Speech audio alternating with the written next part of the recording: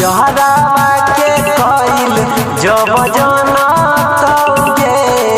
पियावा पलंगे पकना तो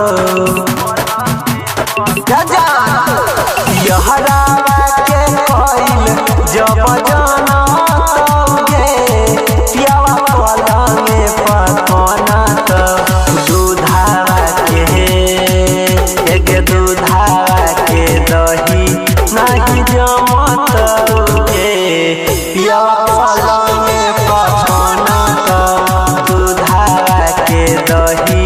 नहीं जमत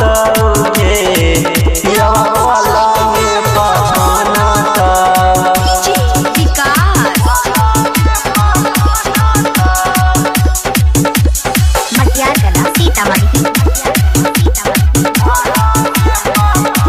नैहर के कइल खेला पड़तौ ससुरा में भारी कोई नहीं पैदी कहियो पिया जी के प्यारी गे जान नैहर के कइल खेला पड़तौ ससुरा में भारी कोई नहीं पैदी कहियो छौरी पिया जी के प्यारी दोसर बिया कके तौगे पियावा पलंगे पकना तो दोसर बिया कके तौगे पियावा पलंगे पकना तो दूधावा के दही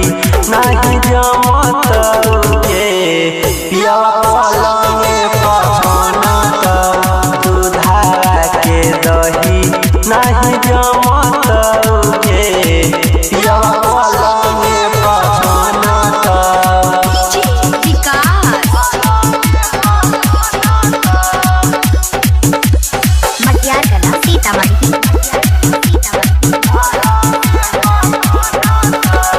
अनिल सोनी सागर सजब